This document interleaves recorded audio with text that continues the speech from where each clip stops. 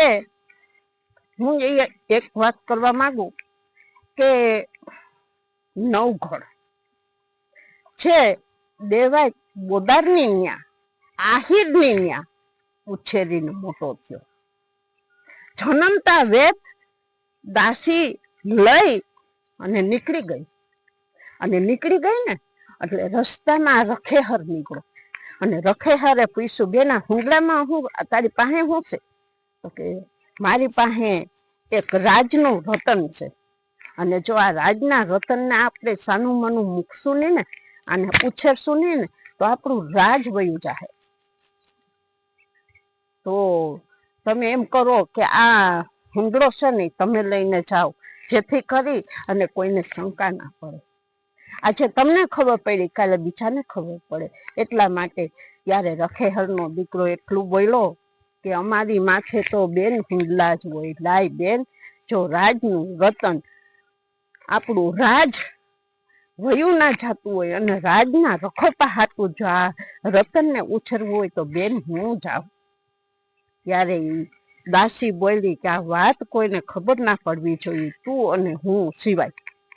અને પછી રખેહરે પૂછ્યું, આને ક્યાં મૂકવું? તો કે જુનાગઢમાં દેવાય બોદાર નામનો આહિર છે, એની ઘરે જઈને મૂકી આવો. ત્યારે રખેહર તો ત્યાંથી નીકળી ગયો. એટલે જ્યાં દેવાય બોદારનું ઘર હતું ને ત્યાં જઈને કમાડ ઠપઠપાયું અને એને ઉગાડ્યું. કોણ ભાઈ, કેમ અટાણે અડધી રાતે? ત્યારે રખેહરે કીધું કે મહારાજ, બીજું કાંઈ નહીં, આ હું તમને રતન સોંપવા આવ્યો છું. આ રાજનું રતન તમારે સાચવવાનું છે. અને પછી એને રાખ્યો અને ત્યાંથી નીકળો.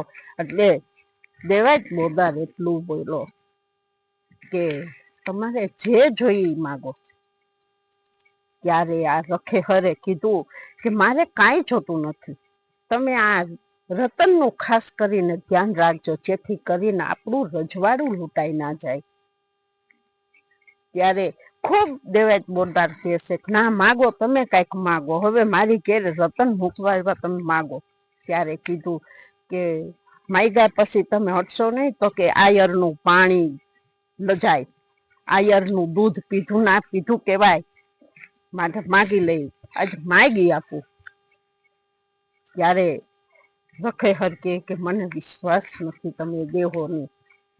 ત્યારે દેવાય બોદાર કહે, મને દ્વારકાધીશના સોગંદ છે, તું માગ નહીં, ના આપું ને તો.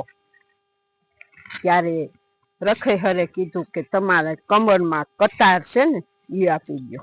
એને તારે શું કરવું? એ તો મારે પ્રશ્ન કરવાનું કાંઈ થતું નથી. મને તમે વચન દીધું છે, તમારે વચનનું પાલન કરવું. ત્યારે તો વચનના પાલન થતા, સોગંદ લેતા ને તો એ પાલન કરતા. અને પછી કટાર કાઢીને દીધી. અને દીધા પછી પેટમાં મારી છરી. અને મળતા મળતા એટલું કહેતો ગયો, અરે ભાઈ, તે અહીંયા આ શું કર્યું તે ભાઈ?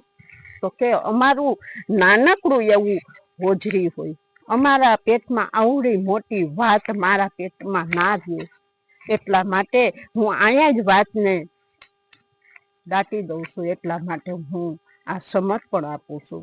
જો ગામનો રખેવાર કોઈ માટે બલિદાન દેતું હોય તો આપણે શું ના કરી શકીએ? અને દેવાય બોદાર પછી એને પણ દીકરો દીકરી વ્યાહતા. અને આ ત્રીજો પછી ખબર પડી માણસોને, નવઘણ તો હરજને માટે મોટો થાય છે, ભણે છે, ભણાવે છે, અને ઉગો ઢોર ચારે છે. અને પછી સમય જતા ખબર પડી કે દેવાય બોદારની ત્યાં જે બાળક છે ને એ રજવાડાનું છે, એને મારી નાખવાનું આવે. દેવાય બોદારને બોલાવો. અને દેવાય બોદારને બોલાવે છે ને ત્યાં ખટો ખટ ઉભો થઈને કહે છે કે બોલો શું કામ છે? ત્યારે રાજના સિપાહીઓ કહે કે તમને સભામાં બોલાવે છે, ચાલો. અને દેવાય બોદાર એક પલનો વિલંબ કર્યા વગર એક પલનો વિલંબ કર્યા વગર ઊભો થઈને હાલતો થાય છે અને હાલતા હાલતા ઘરવાળીને કહેતો જાય છે કે સાંભળ, હું જાઉં છું, પણ આ વાતની કોઈને ખબર ના પડવી જોઈએ. સમર્પણ થઈ જાય, બલિદાન દેવાઈ જાય, છતાંય કોઈને ખબર ના પડવી જોઈએ. અને પછી કટ કટ કટ કટ પગથલા માનતો જાય અને હાયલો જાય છે. હું છે તો આમ જો તો લીંબુ લટકે એવડી એવડી તો એની ઓછું હતી. અને પછી દેવાય બોદાત જ્યાં જાય છે સભામાં, ત્યાં જઈને બેઠો. બોલો, મારું શું કામ છે? તારી ત્યાં બાળક ઉછેર તું મોટો કરશો સાનુમનો? રજવાડું પૂછેશ દેવાય બોદારને. ત્યારે દેવાય બોદારે વિચાર કરીને કીધું કે હા, મારી ત્યાં મોટો થાય છે અને મેં એને મોટો કર્યો, મેં એનું પાલન પોષણ કર્યું. તો કે ઈ હવે અહીંયા હાજર કઈ સિપાહીઓને મોકલે. સિપાહીઓને મોકલે ને ત્યારે દેવાય બોદાર કહે, ઉભા રહેજો. શું એમ તમે મોકલ જાહો ને તો મારી ઘરવાળી આવવાની દે તો મને એક ચિઠ્ઠી લખવા દો. અને ચિઠ્ઠી લખી દેવાય બોતારે. અને ચિઠ્ઠી લખતા લખતા એમાં લખ્યું, રાહ રાખતા રા નવઘણને મોર કરજે. રાહ રાખતા મોર કરજે. ચિઠ્ઠી દેવાય બોતારે લખી દીધી, વાંચી અને લઈને ગયા. સિપાહીઓ જઈ અને દરવાજો ખખડાવે, કરવારીએ ઉગાડ્યું. બોલો. તો કે તમારે ત્યાં બાળક ઉછેરે ને એ તમારે હાજર કરવાનું છે. અમારી ત્યાં કોઈ બાળક જ છે નહીં, મારે 2 સંતાન છે, 3 મારા છે. તો કે આ ચિઠ્ઠી વાંચી. પછી એને કીધું ઉભા રહ્યો 5 મિનિટ, હું આગળ તૈયાર કરીને તમારે હારે જ મોકલું છું. મને કેદુનો ખટકતો હતો. જોજો આઈ રાણી, આ આઈ રાણી બોલી શકે, આ આઈ રાણી કુરબાની દઈ શકે, બીજા કોઈ શક્તિ બહારની વાત છે. અને પછી જ્યારે ઉગાને બોલાવ્યો અને ઉગાને કીધું, બેટા તારા બાપુને રાજના સિપાહીઓ લઈ ગયા છે અને તારે ત્યાં જવાનું છે, હરોજને માટે ગામત્રે જવાનું છે બેટા. કાંઈ વાંધો નહીં માં. અને નાનો એવો ઉગો 5-7 વર્ષનો ઉગો દીકરો, અને એને તૈયાર કરીને માં મોકલે.